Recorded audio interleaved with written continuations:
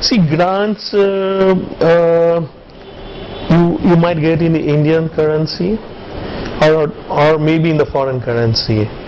So as a best practice, it's always advisable to open a separate bank account for that particular project grant. So it's very clear and transparent. All receipts from the donor is coming to the same bank account, and we are making a payment from the same bank account. So that is the one control we should establish.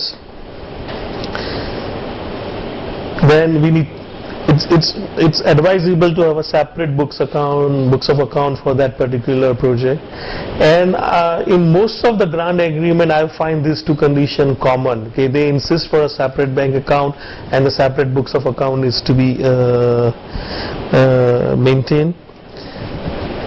It's also essential that any investment made from the grants, for example, for a particular quarter you need say 100 million, and then due to some reason you are unable to spend, so you have a surplus within the quarter, so that can be parked into the fixed deposit investment. So all the investments made from the donor money, you need to have a proper financial system to track them separately. So you should have a separate investment register when you are making any unutilized funds in a particular quarter for investment purpose, because normally in saving account you will not earn a huge interest. So when you park in FD, so you are respecting the donor money and try to earn interest out of. So the tracking of investment is very, very essential.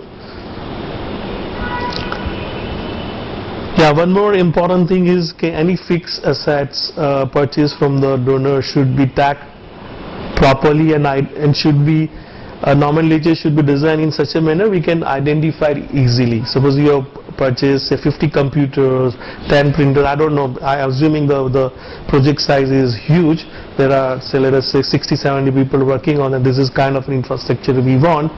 So then all the fixed assets which are purchased from the donor money, you have some mechanism in place, we can identify it easily.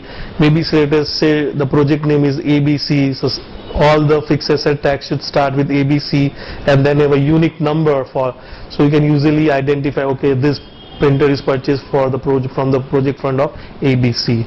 So I think these are the essential points, rather a minimum financial requirement one should put in place for any grants over there. And also in terms of time for the staff, suppose they are cut it.